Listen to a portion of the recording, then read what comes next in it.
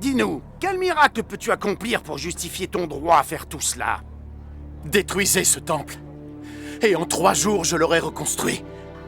Je sais que le Messie va venir. Je le suis. Seigneur, accompagne-moi. Avant que mon fils ne meure. Pars. Ton fils va vivre. Lève-toi. Prends ta natte et marche. Toi, c'est le Shabbat. Tu ne sais pas qu'il est interdit d'apporter en ces lieux sa natte. Mais je sais quel genre d'humain vous êtes. Et je sais que vous n'avez pas d'amour pour Dieu dans vos cœurs. Moïse, en qui vous avez mis tous vos espoirs, est celui qui vous accusera. Si vous aviez vraiment cru en Moïse, vous auriez cru en moi, parce qu'il a écrit à mon sujet. Mais puisque vous ne croyez pas ce qu'il a écrit, comment alors pouvez-vous croire ce que je dis ?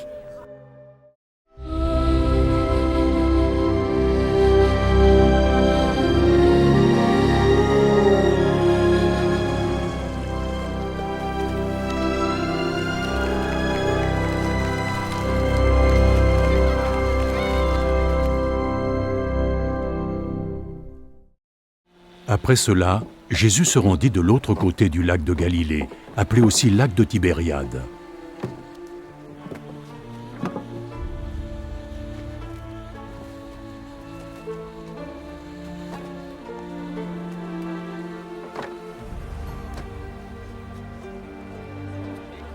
Une grande foule le suivait. Les gens assistaient à ses miracles et le voyaient guérir les malades.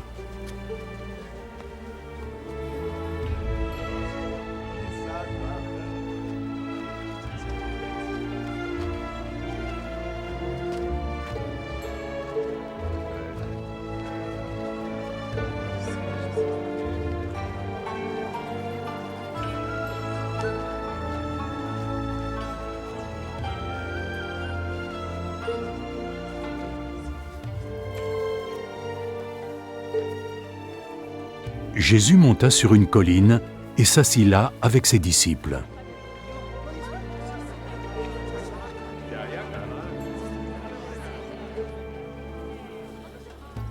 La période des fêtes de la Pâque juive approchait. Jésus leva les yeux et vit une foule avancer vers lui.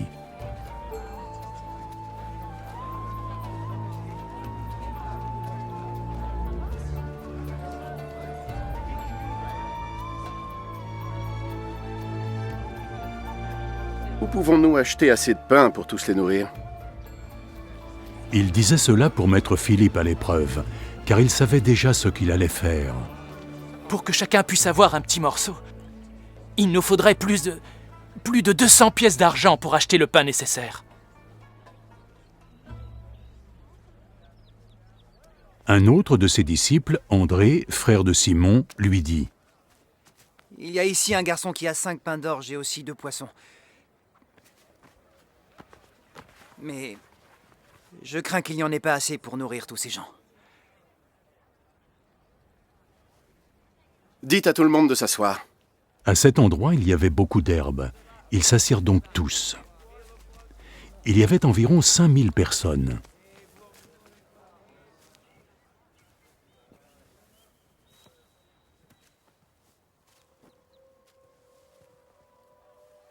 Jésus prit le pain, rendit grâce à Dieu,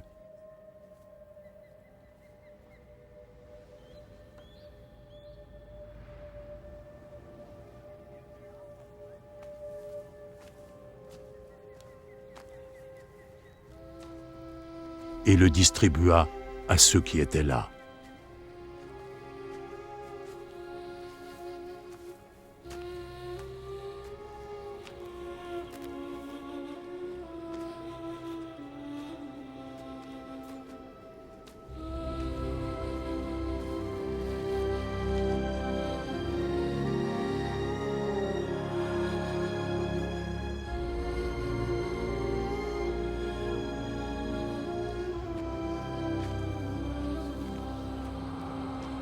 Il fit de même avec le poisson.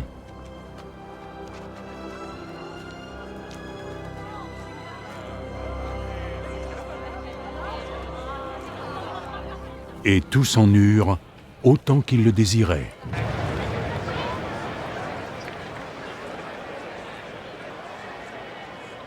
Lorsqu'ils furent tous rassasiés, il dit à ses disciples : « Ramassez les morceaux qui restent, afin que rien ne soit perdu. » Ils les ramassèrent donc, et avec les morceaux qui restaient des 5 pains d'orge que tous avaient mangés, ils remplirent 12 paniers. Ayant assisté au miracle que Jésus venait d'accomplir, tous dirent alors : « C'est vraiment lui le prophète qui doit venir dans le monde. » Jésus comprit qu'ils étaient prêts à s'emparer de lui pour le contraindre à devenir leur roi. Alors il se retira de nouveau sur la colline, seul cette fois.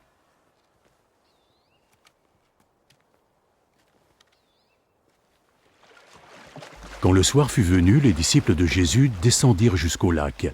Ils montèrent dans une barque et traversèrent le lac en direction de Capernaum. La nuit tomba, et Jésus ne les avait toujours pas rejoints. À ce moment-là, le vent soufflait fortement et la mer était agitée.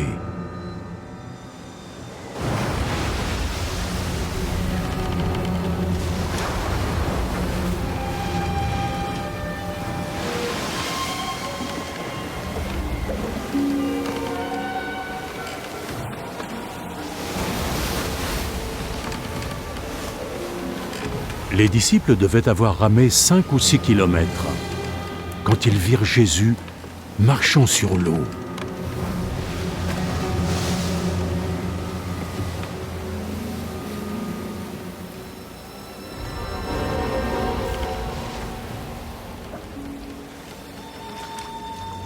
Et s'avancer vers leur barque.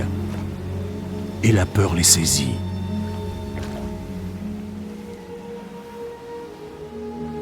N'ayez pas peur. C'est moi.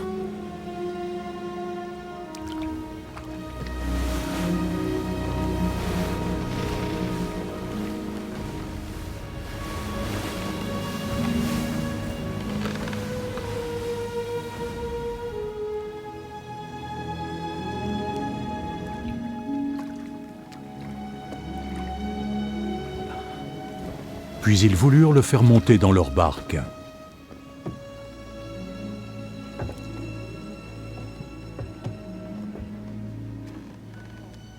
Et aussitôt la barque toucha terre, à l'endroit précis où ils se rendaient.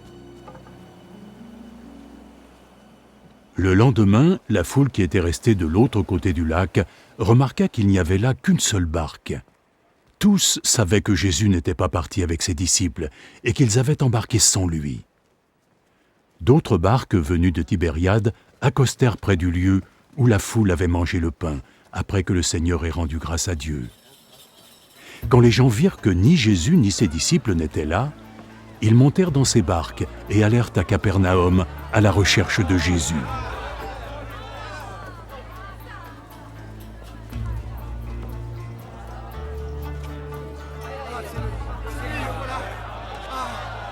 Ils le trouvèrent enfin de l'autre côté du lac et lui demandèrent : « Maître, quand es-tu arrivé ici ?» En vérité, je vous le dis. Vous me cherchez parce que vous avez mangé du pain à votre faim. Pas parce que vous avez compris le sens de mes miracles. Ne travaillez pas pour la nourriture périssable, mais travaillez plutôt pour celle qui dure, pour la vie éternelle. Cette nourriture, le Fils de l'homme vous la donnera parce que Dieu, le Père, a reporté sur lui toute son autorité. Dis-nous, que devons-nous faire alors pour faire ce que Dieu attend de nous? Ce que Dieu attend de vous, c'est que vous croyiez en celui qu'il a envoyé. Quel miracle vas-tu faire pour que nous puissions croire en toi? Oui, que vas-tu faire? Nos ancêtres ont mangé la manne dans le désert, et comme disent les Écritures, il leur donna du pain du ciel à manger. En vérité, je vous le dis, ce que Moïse vous a donné n'est pas le pain du ciel. C'est mon Père qui vous donne le vrai pain du ciel. Car le pain que Dieu donne, c'est lui qui descend de ce ciel et donne la vie à ce monde. Seigneur, donne-nous ce Seigneur, donne-nous ce pain-là! Seigneur, donne-nous ce pain! Je suis le pain de la vie. Celui qui vient à moi n'aura jamais faim. Et celui qui croit en moi n'aura jamais soif. Mais je vous l'ai dit, vous m'avez vu. Pourtant, vous ne croyez pas. Chaque personne que le Père me confie viendra à moi. Je ne repousserai jamais celui qui vient à moi. Car je suis descendu du ciel non pas pour que ma volonté soit faite, mais pour la volonté de celui qui m'a envoyé. Et la volonté de celui qui m'a envoyé est que je ne perde aucun de ceux qu'il m'a confiés, mais que je les mène à la vie éternelle jusqu'au dernier jour. Car ce que mon Père veut, c'est que tous ceux qui voient le Fils et croient en lui puissent avoir la vie éternelle. Et je les amènerai à cette vie éternelle jusqu'au dernier jour. Les gens commencèrent à le critiquer parce qu'il avait dit « Je suis le pain descendu du ciel ». Cet homme! Eh bien, Jésus, le fils de Joseph, n'est-ce pas? Nous connaissons son père et sa mère. Alors, comment peut-il oser nous dire et prétendre qu'il serait descendu du ciel?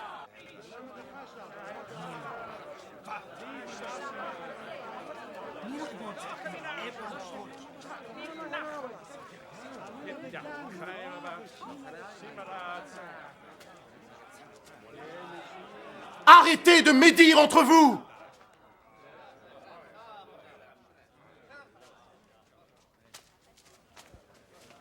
Personne ne peut venir à moi si le Père qui m'a envoyé ne l'y conduit.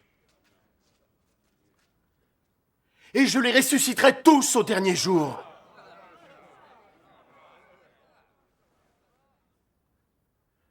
Les prophètes l'ont écrit. Tout le monde sera instruit par Dieu. Quiconque écoute le Père et apprend par lui, vient à moi. Cela ne veut pas dire que quelqu'un ait vu le Père. Celui qui vient de Dieu est le seul qui a vu le Père. En vérité, je vous le dis, celui qui croit possède la vie éternelle. Je suis le pain de la vie. Vos ancêtres ont mangé la manne dans le désert, pourtant ils sont morts. Mais le pain qui descend du ciel est tel que celui qui en mange ne mourra pas. Je suis le pain vivant qui est descendu du ciel. Si vous mangez ce pain, vous vivrez éternellement. Le pain que je vais vous donner, c'est ma chair. Et je la donne afin que le monde puisse vivre. Cela déclencha de vives disputes parmi les auditeurs. Comment cet homme peut nous donner sa chair à manger? En vérité, je vous le dis. Si vous ne mangez pas la chair du Fils de l'homme et ne buvez pas son sang, alors jamais la vie ne coulera en vous. Ceux qui mangent ma chair et boivent mon sang auront la vie éternelle. Et je les ressusciterai au dernier jour. Car ma chair est une vraie nourriture et mon sang est une vraie boisson. Ceux qui mangent ma chair et boivent mon sang vivent en moi. Et je vis en eux. Le Père qui m'a envoyé est vivant. Et grâce à lui, je vis aussi. De la même manière, celui qui me mangera vivra grâce à moi. C'est ainsi. C'est le pain qui est descendu du ciel. Ce n'est pas le même pain qu'ont pu manger vos ancêtres, ceux qui sont morts. Non, ceux qui mangeront ce pain vivront pour l'éternité. Jésus prononça ces paroles pendant qu'il enseignait dans la synagogue de Capernaum. Après l'avoir entendu, plusieurs de ses disciples dirent « Ce discours est trop dur. Qui peut bien écouter ça ?» Sans en être informé, Jésus sentit que ses disciples étaient critiques à ce sujet. Cela vous donne-t-il envie d'abandonner? Que se passerait-il alors si vous voyez le Fils de l'homme retourner à l'endroit où il était auparavant? Ce qui donne la vie est l'Esprit de Dieu. L'homme en tant que tel ne sert à rien. Les paroles que je vous ai transmises apportent la vie et l'Esprit de Dieu. Mais il en est parmi vous qui ne croient pas. Depuis le tout début, Jésus savait qui étaient ceux qui ne croiraient pas. Et qui était celui qui le trahirait? Voilà la raison pour laquelle je vous ai dit que personne ne peut venir à moi si le Père ne leur en a pas donné la possibilité. Dès lors, plusieurs de ses disciples se retirèrent, et ils ne l'accompagnèrent plus.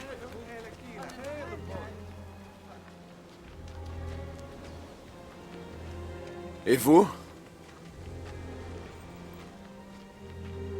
Vous ne voulez pas partir aussi? Seigneur, et vers où irions-nous? Tu as les paroles qui donnent la vie éternelle. Et désormais, nous croyons et nous savons que tu es le seul et l'unique, l'envoyé de Dieu.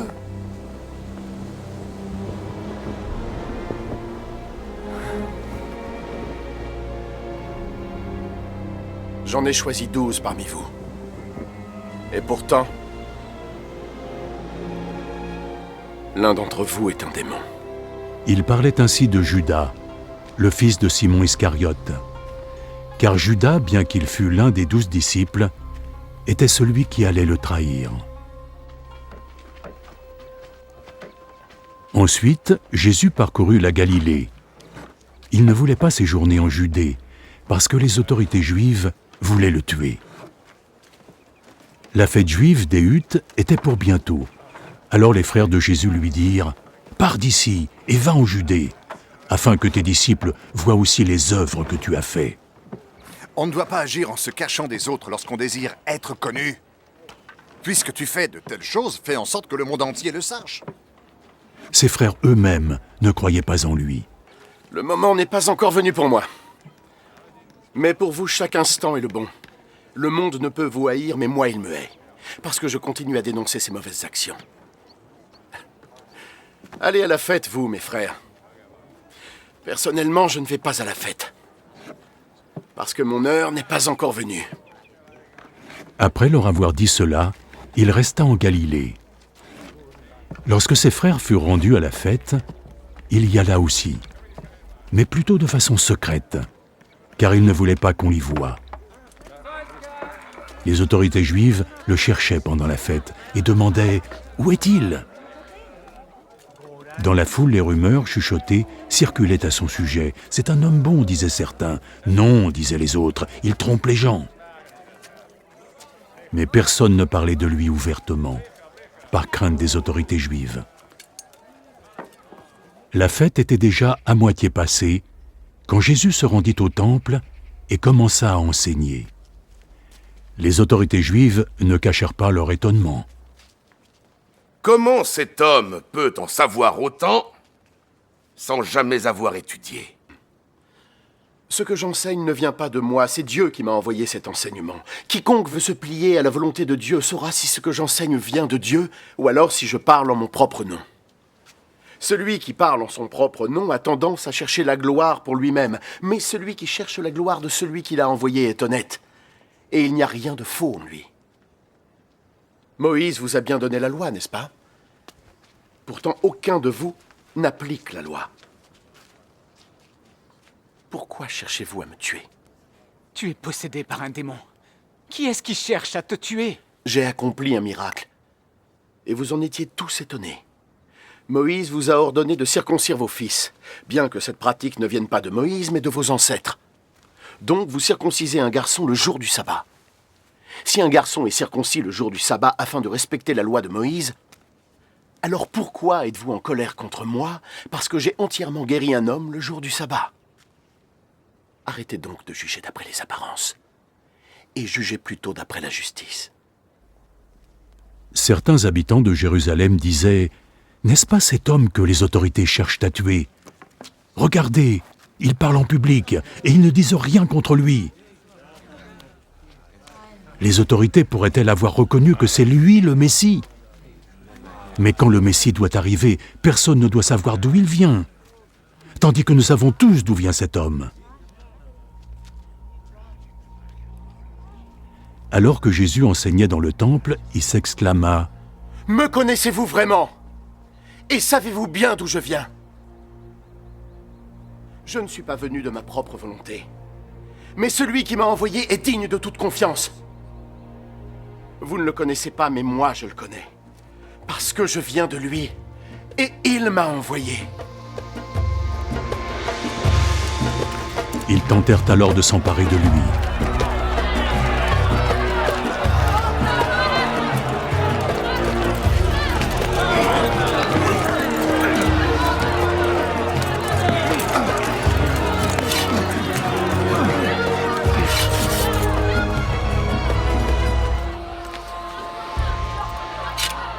Mais personne ne mit la main sur lui, parce que son heure n'était pas encore arrivée.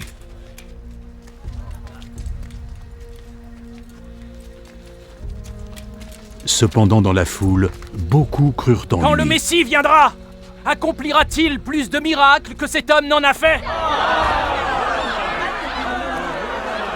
Les pharisiens entendirent ce que les gens chuchotaient au sujet de Jésus. Alors, les chefs des prêtres et les pharisiens envoyèrent des gardes pour l'arrêter.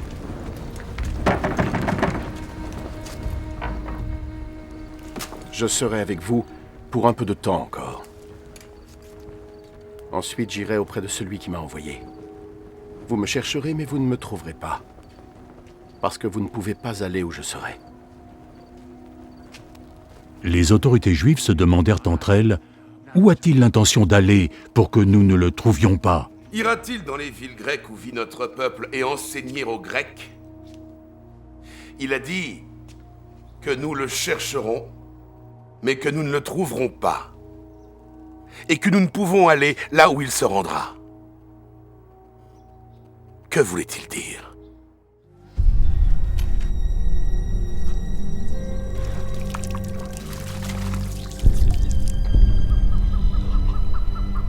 Cet homme qui s'appelle Jésus a mis de la boue en plein sur mes yeux et il m'a dit d'aller à Siloé me rincer le visage. Et j'y suis allé. Et juste après m'être lavé, je voyais... L'homme qui a fait ça ne vient pas de Dieu, parce qu'il n'obéit pas à la loi du Shabbat. Nous savons, nous, que l'homme qui t'a prétendument guéri est un pécheur. Je ne sais pas si c'est un pécheur ou pas. Il y a une chose que je sais. Avant, j'étais aveugle. Et maintenant, je vois.